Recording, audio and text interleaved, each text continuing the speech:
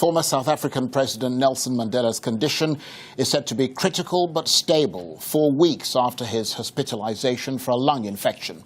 Last week, during a trial over where the remains of Mandela's 3 deceased children should be buried, court documents suggested the anti-apartheid hero is in a vegetative state. This morning, Mandela's grandson Mandela filed a complaint against the other family members, saying those documents were misleading about the former president's medical state.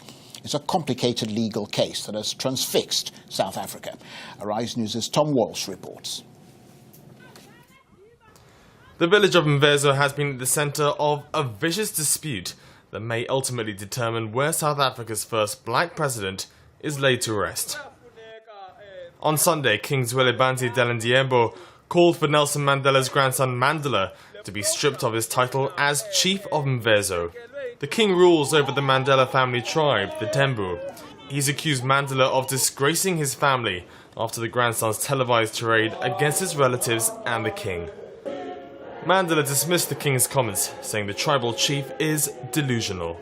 We all know as the Tembu nation and people of this region that we are dealing with a delusioned incumbent who somewhat has been smoking a number of things that are beginning to have an effect on his thinking capacity. The war of words broke out last week during a court case over where the remains of 3 of Nelson Mandela's family should be buried. Grandson Mandela had moved them from Mandela's home village of Quino to Mvezo, where Mandela is chief and had already built a Mandela-themed tourist spot.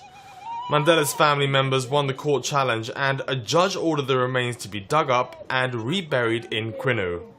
Mandela said he moved the bodies based on his right as chief to decide the final resting place of family members. But his family said they were not consulted. The anti-apartheid hero has often said he wishes to be buried alongside the remains of his deceased children. And many South Africans believe Mandela's relocation of the remains was part of a deliberate plan to ensure his grandfather is buried in Mvezo. Tom Walsh, Arise News.